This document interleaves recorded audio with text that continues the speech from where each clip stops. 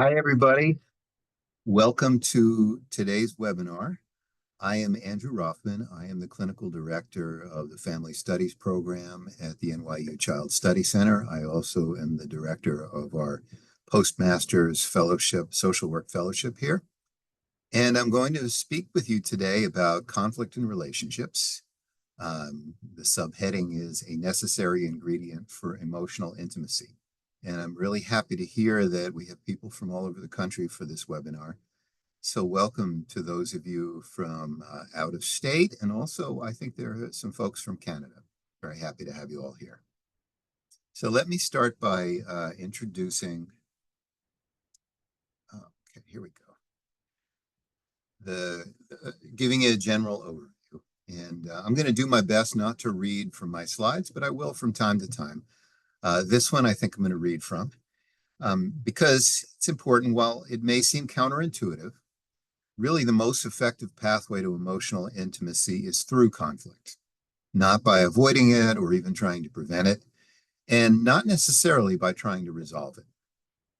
Approached in this way, conflict provides an opportunity for partners in relationships to build confidence and security in their relationship, and ultimately contributes to the resilience of that relationship. Now, I want to say that I'm referring to relationships kind of generically here.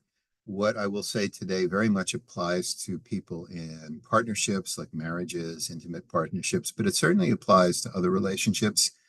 I had a session the other day with two adult sisters, and we were talking about many of the things that I will be talking about in this webinar, very much applied to their relationship. Okay, so I'm going to go over what conflict is, how it becomes problematic, how it affects us and our relationships, and how conflict can serve as a pathway to emotional intimacy and relationship resilience. And within that, some methods for transforming conflict into opportunity. So first of all, it's a reality that conflict is present in all relationships, and that doesn't mean that there's a problem with a relationship. John Gottman, who is one of the most important researchers in the relationship satisfaction field, written quite a number of books. I actually recommend when people say, who do I read on relationships? I say, just pick up anything by John Gottman. All of his books are good. But in his research, he found that around 69% of conflict in couples is about what he calls perpetual issues. And 16% of these perpetual issues involve gridlock. And I'm going to explain what that means in a minute. So if conflict is a given in all relationships, then it represents a fact of life and not necessarily a problem.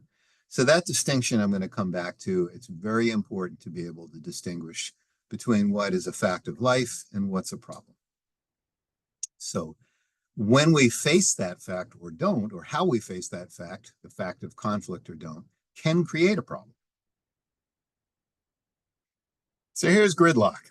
Now, I always thought gridlock was a uniquely New York concept, but this photograph, I think, is somewhere in Europe. And I grew up in New York City, and I remember up until I don't know how many years ago when they actually imposed some regulations that, believe it or not, worked. Gridlock was a common sight. You would just come across a busy street, a busy intersection where nobody was moving because all the cars were jammed up in this way. Everybody, since it's New York, is honking their horns and expecting that will make a difference. And none of the cars are moving. And it would take a bunch of police officers to come and try to sort things out. John Gottman grew up in New York, so I believe he borrowed this concept from observing and probably experiencing gridlock. So here's what happens. Here's how issues become gridlocked.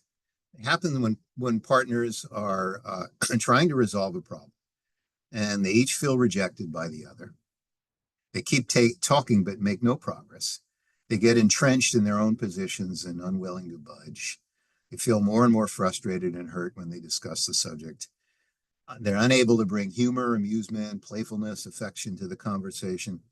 They start to vilify each other as they get more and more stuck over time and become even more polarized and extreme in their positions. And I imagine that will sound familiar to a lot of you in your own experience, or certainly something that you've observed. So problems versus facts of life. And this is a I think a really useful distinction. I've found it invaluable for my work as a therapist, but also just as a human being trying to make my way through all the ups and downs of life. A problem is, by definition, something that has a potentially viable solution for it. Facts of life do not. So, an example here is we have a whole industry that sells lots of kinds of products that are labeled as anti-aging. Now, aging is not something to really that we should treat as a problem because there's no avoiding it unless we get sick and die, right? Aging is a fact of life, but we often treat it as a problem. And aging is something we can do well. You know, we can work with the fact of life in a way that we accept it, we accommodate to it, we do our best to adapt it, or we can treat it as a problem. But oftentimes when we treat a fact of life as a problem, we inadvertently create an even bigger, more difficult problem to solve, right? So gridlock is defined in large part as what happens when a fact of life, a difficult, seemingly irresolvable difference, has been treated as a problem. So, what are the ingredients of conflict in relationships? First of all, quite obviously, there has to be some issue that partners disagree upon. There's going to be an emotional, relational context that makes it meaningful, that makes that issue meaningful for both partners. Both partners are likely to have automatic reactions to each other and at a physiological level to the initiation of or even anticipation of conflict. So, even before the conflict happens, if let's say you're in a relationship and you and your partner have a history of not doing so well with disagreement, you're going to anticipate that it's not going to go well, and that's going to set you up. There are framings of the issue that significantly impede constructive engagement. I'll explain what that means in a minute. And then vicious cycle patterns that evolve over time, making it increasingly difficult for partners to engage constructively. And these vicious cycle patterns are often very difficult for partners to see. We tend to only see one half of a pattern when it comes to vicious cycles. So disagreement itself is not an issue generally. There are many things, large and small, that people disagree with one another in a relationship, and I call this bickering, right? Garden variety bickering. And with bickering, the issue is just the issue. It's not a stand-in or proxy for some larger, more important issue, and it doesn't tap into deeper emotional pain for either person. So bickering becomes conflict when there's more than the issue at hand. So here's an example that I've heard about many times, that I've experienced in my life when partners disagree over how to load the dishwasher, right? So I always say to people, when I was a teenager, I worked as a dishwasher in a bunch of restaurants. So of course I know the proper way to load a dishwasher, but I've never gotten a lot of agreement with that from people I've been with. So let's say you're in a relationship and you disagree with your partner and he or she disagrees with you about how to load the dishwasher. And this issue seems to get very, very heated and become, a big source of pain and suffering for the couple. I would say it's probably a proxy for other concerns. And here are some of the things that it may be triggering for one or both parties in the argument. You don't value my opinion. You think I'm stupid. You don't trust me. I learned to do it this way from my parents. You don't respect my family. So all these kind of subtexts for the argument fuel the argument over how to load the dishwasher. And each person is going to be feeling stronger emotions than the situation seems to call for, right? Shame, humiliation, feeling unloved, uncared for, resentment carried over from other painful interactions. So when partners are fighting about the dishwasher, they're also fighting about their relationship, right? So a lot of the fights that people have that become gridlocked are not just fights about the issue at hand, they're fights about the relationship. And there are common themes within those fights. I don't list many of them here, but I often hear these common themes, such as, do you respect me? Do you care about my feelings? Do you value me? Unfortunately, most of the attention that couples put, it tends to be on the issue at hand and not on the relationship they're having as they're fighting about the issue. And that's the shift that I'm going to be encouraging you all to think about making. So here's a little quick reflection about how we talk about relationships that I believe is very relevant. We often say that we are in a relationship, which is similar to saying we're in a house or a boat or a forest. And it presents the relationship metaphorically as something that we inhabit, right? There's nothing wrong with this. It's very common. But it's quite a different matter to see the relationship as something that we are doing, right? With this kind of framework, every interaction we have with one another is what actually constitutes the relationship, every single one. And together, you and me, speaking as a partnership together, we co-construct the relationship we seem to be inhabiting, right? So this relationship that we are in is a relationship that we're making through our interactions. This then gives us the opportunity to reflect, what kind of relationship are we enacting in this moment? And is this the relationship we want to be creating together? It's a very important question. All right, let me shift a little bit to what conflict does to us. It affects our bodies. There's a concept of emotional reactivity that's very relevant here.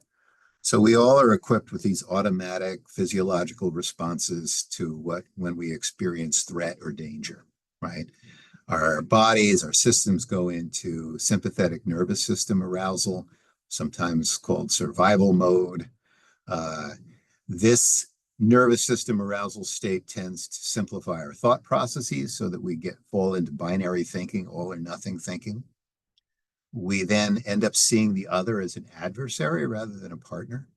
We get defensive. We have these fight flight reactions, and we fall into rigid default patterns of reactivity that become automatic over time. So we get primed to get into this state by a look on our partner's face, by a tone in their voice, by their body language, whatever it is. All these little context cues can activate that state in us that makes us highly unreceptive to influence, right? Makes us much more rigid, much more defensive. So when we're in that survival, we have a great deal of difficulty accessing the resources that are needed to have a good interaction.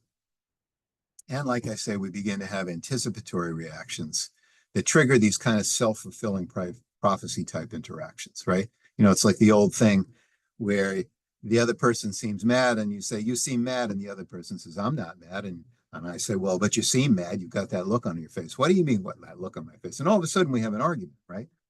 And my anticipatory reaction to my partner actually triggers their defensiveness, which triggers more of the same for me.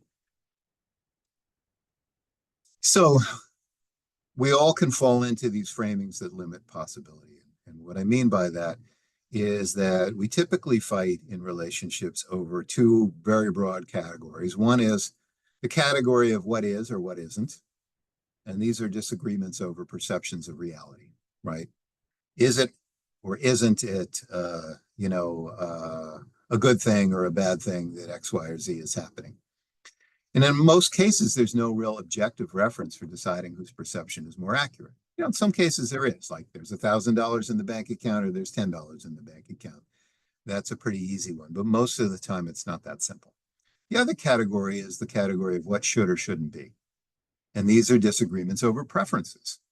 And preferences represent desires, values, beliefs, assumptions, all sorts of stuff are packed into our preferences. And I think of those kinds of disagreements as ultimately ideological and thus can feed into gridlock. What I mean by this is these are about beliefs. They're not necessarily about some kind of hard facts in the world, right? So we can get into these either or framings, it is or it isn't, it should or it shouldn't be, and in a way that ends up limiting our ability to think more expansively and limits our ability to open ourselves up to influence and possibility, right? It also presupposes that one person has to be right and the other wrong. All right, what is a vicious cycle? I'm sure you've been in one. They're very easy to see. It's what happens when partners get stuck in repetitive patterns of conflict, right? And these repetitive problems happen when each person reacts to the other in a way that triggers some more of the same reaction, both in themselves and in the other. So here's like some examples. One is the more one person is critical, the more the other person is defensive and invalidating, right? So the person criticizes, the other person tells them that they're wrong, and here's all the reasons why they're wrong and their feelings are wrong. The more that happens, the more the other gets defensive and invalidating, and the more critical one becomes, and so on and so forth. So each person's behavior evokes more of the same in the other. And each person's behavior, in a sense, reinforces the other person's reactions. Now, the other component is each person justifies their behavior, their reaction, including their thoughts and feelings, on the other person's behavior. So I say, well, I'm having this reaction because you're doing X, Y, and Z.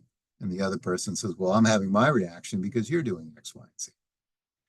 The cycle gets more and more entrenched over time, each time the partners enact it, with each person becoming more committed to the certainty of their position. And that certainty is a real trap.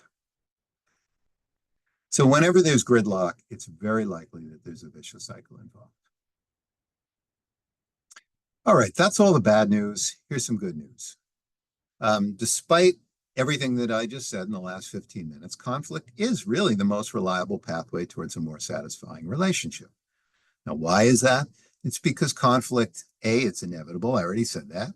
B, it provides lots of opportunities for couples to develop greater relationship resilience and emotional intimacy. So relationship resilience comes when people experience increased trust in each other in the relationship, an increased sense of security, greater flexibility and adaptiveness in the relationship to changing circumstances, including weathering difficulties. And we build that in the same way we build strength when we go to the gym by lifting weights that are heavier than we like to lift. We build relationship resilience by going through adversity, and conflict sometimes feels like adversity. How we go through conflict, though, I'll speak to in a moment. That really matters. The emotional intimacy that we gain from conflict also has to do with the increased trust that comes from allowing oneself and experiencing oneself as able to be vulnerable with one's partner, in the context where it feels safe, right? And this is one of those things where you don't get the experience that it's safe until you take the risk, and you're unlikely to take the risk unless you have some inkling that it's going to be safe.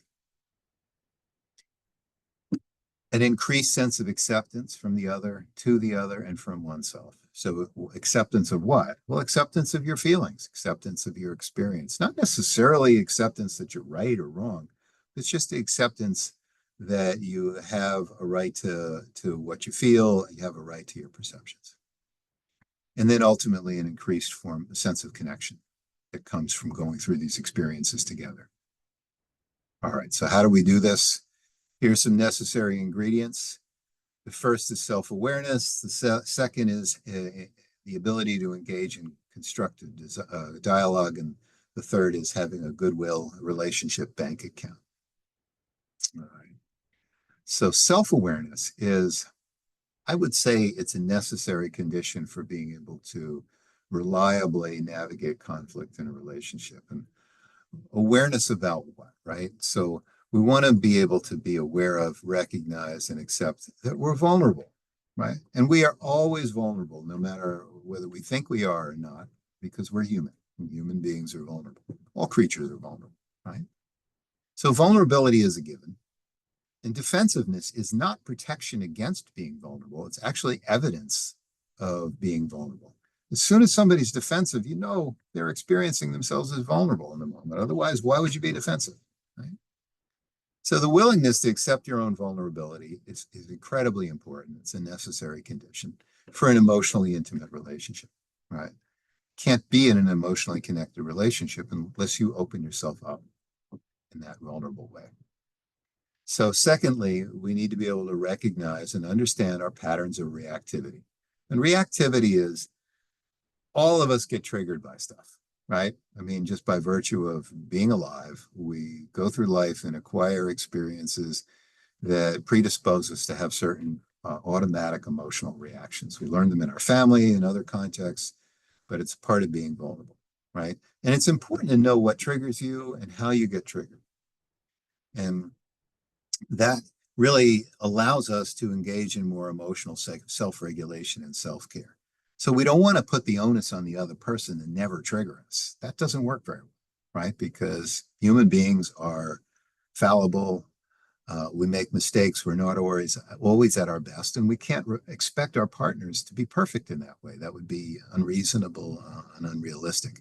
So rather than expecting that they will never do anything that will trigger us, to take ownership of when we get triggered, being able to do more of our own self-soothing, which means being able to validate our own experience, being able to calm ourselves down, identify what it is that hurts, and then maybe even be able to talk about it, right? The other element of self-awareness is accountability. So as I said, we are all fallible by virtue of being human. We make mistakes, we get triggered, we can act in ways that are defensive and hurtful to our partners, and we need to be able to own that and to be accountable for that. So accepting our own fallibility makes it easier to own that we're going to screw up from time to time, and that we need to be able to recognize that if we've hurt somebody, to be able to recognize what that hurt was and to make amends, to initiate repair and make amends. That's being responsible, mature adult. Ultimately, this helps both partners be less reactive in the moment. You know, the more that we're able to do this, the more we build trust, we build, I'll get into the goodwill bank account in a little bit. Okay. So we need to learn how to reflect before acting or speaking. And I like to think of being responsive is different than being reactive. So when you insert some awareness between the stimulus or the trigger and your own internal reaction or your own behavior from that internal reaction, you're responding rather than reacting, right? In acting, they say, take a beat, right? Give yourself a moment to pause and think, to reflect before you speak. And then you could speak with intention, all right? So here's what we need to do. We need to shift our attention from the other person, the quote unquote trigger, to our own reaction to it. And this shift gives your nervous system a chance to downregulate. It's much harder to do this when the other person is focused on. Sometimes you need to get out of the room, right? You need to take your attention literally away from the other person. You ask, what's this bringing up for me? And importantly, you separate the emotion from the story. And what I mean by that is you can identify your emotional experience without having to come up with some narrative or explanation or justification for it. You know, if what happened is somebody said something and you felt hurt, it's enough to just know that you felt hurt. You don't have to say why you felt hurt, explain it or justify it, just to know that you feel hurt and to stay with that feeling, right? I am feeling hurt instead of I am hurt by you. What happened by that? That disappeared from the screen somewhere. Self-validation it's really nice to know we can do this for ourselves. And validation means just recognizing the validity of what another person is feeling. So to do that for yourself is really great, right? To be able to acknowledge what you're feeling. I'm feeling hurt, right? To accept that you're feeling what you're feeling. Let me just accept the fact that right now I feel hurt. And to allow oneself to feel it, which doesn't mean, I'll use this word people dislike, indulging oneself, right, in the feeling or wallowing in it, if you will. I like to think about it as you're not feeding the feeling by going into the story, right? You're just allowing yourself to feel it. And what I encourage my clients to do with this is to literally feel it sensorially in their body, to feel the physical, sensory, somatic experience of the feeling, right? And just make space for it, right? Our nervous systems know how to calm down if we give them space, right? If we take our attention away from the trigger, we put our attention on our experience and really give ourselves space to just be with it, our nervous systems will calm down. And this doesn't have to take very long, but it really is important to take responsibility for this process in order to engage in a more constructive way with another person. All right, so here are two different approaches to dealing with conflict. One is arguing, which I think we all have a lot of experience with. It's by definition a win-lose activity. But in relationships, I like to say arguing is a lose-lose activity because even when one partner seems to win, the relationship takes a hit. Arguing involves simplifying issues that are usually more complex. It involves an insufficient commitment to fallibility. People show too much certainty about their positions. It involves efforts to change or persuade the other without showing your own willingness to be influenced, blaming, defensiveness. Here's an important one. When we're in an argument, we tend to listen to refute and rebut rather than to understand. So I'm listening to you, but all the while I'm listening to, I'm thinking about all the things that I'm going to do to shoot down your argument. And it involves an accrual of resentment, hurt, and negative beliefs and expectations about the other. Right? And all these contribute to vicious cycles. The opposite, or a better way of going about it, is to have constructive dialogue. And so the goals of dialogue are not to win, are not even to resolve a problem, they're relational goals. Right? So, what I mean by that is when you engage in a constructive dialogue, you put in the foreground, we're doing this in order to really build our relationship around this particular area of conflict. Do our relationship, let me put it that way, enact our relationship differently around conflict. So it involves the following elements: a soft startup of conflict dialogue.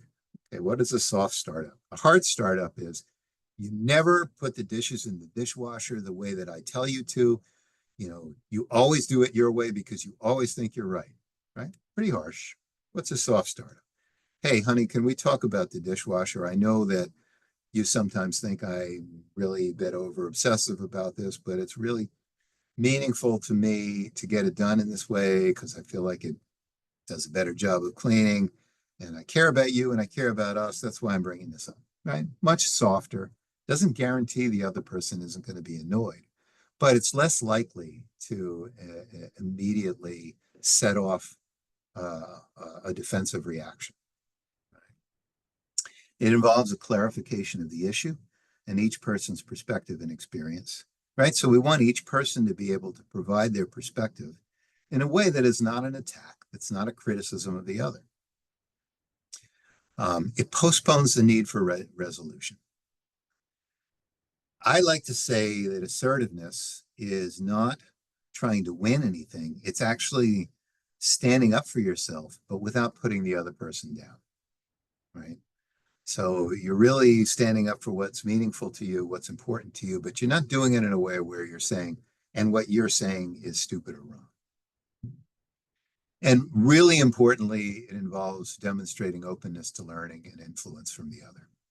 So when two people take each other's concerns seriously and are able to communicate this in their speech and their behavior and their attitude, both people are going to feel cared for. I said this to the sisters I mentioned the other day. I said, having these kinds of exchanges where you really give this kind of listening, caring attention to the other person is perhaps one of the most loving things that you can do in a relationship. Okay. So you want to strike while the iron is cold instead of hot. Reparative dialogue, if you've had a bad fight, it can take a little while for both people to de-escalate and calm down, but they should come back to it. And through using that self-awareness practice that I talked about, be able to, through reflecting on what was important for them, what was important for the other, what they had a hard time articulating, what they want to say now, so it can be better received, what they had a hard time hearing, and how they want to listen now to convey understanding, that they then schedule some time to have a dialogue. It's not a continuation of the fight. And this requires a commitment to reporting on your own experience, listening to understand, communicating understanding and empathy, and affirming the relationship. All right, I know we're kind of running out of time, but almost at the end, home stretch here.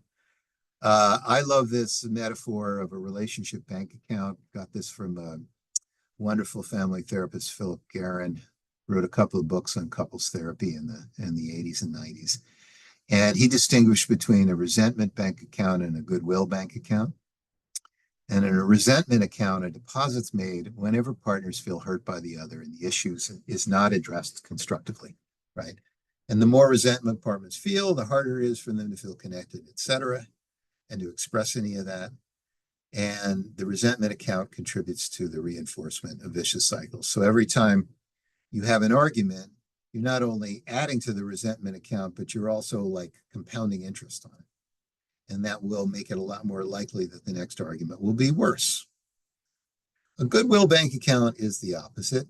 The deposit's made whenever partners intentionally act in a loving, caring, considerate, generous manner and express appreciation in other relationship affirming feelings to the other. Okay. These can be very small deposits, but the interest does also compound. Right? And this account, very importantly, serves as a buffer for the harder times. So when you go through some rough times and you've built up enough goodwill, it's a lot easier to weather those harder times because you trust in the relationship. You trust that you can have effective dialogue. And effective dialogue itself is a major contributor to this account. It's right. It's like you're matching 401k or something. And every time you do this, you get a big investment in that account. All right. So here are some practices to do this. One is expressing appreciation and gratitude, and look for small opportunities to do this. Showing interest and curiosity about the other person's world.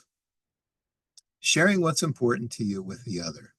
So I add here that allowing another person in is an act of generosity that benefits both partners.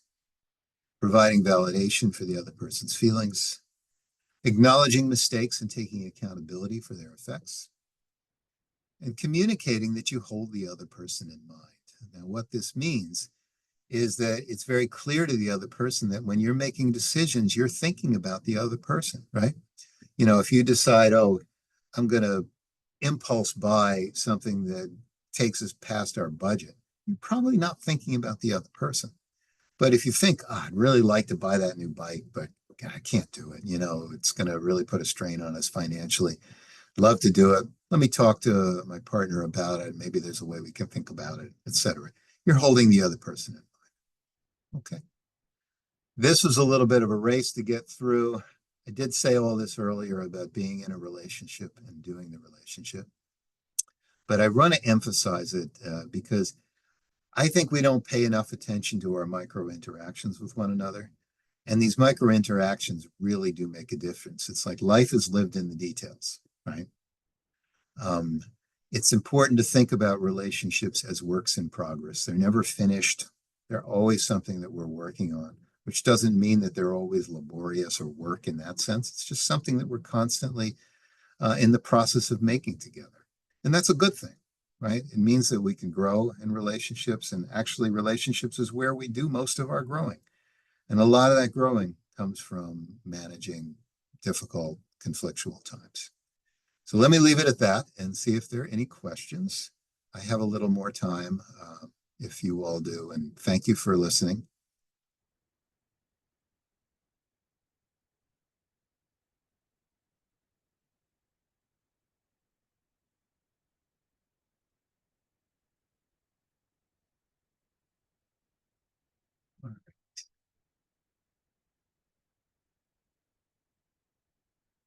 So here we go.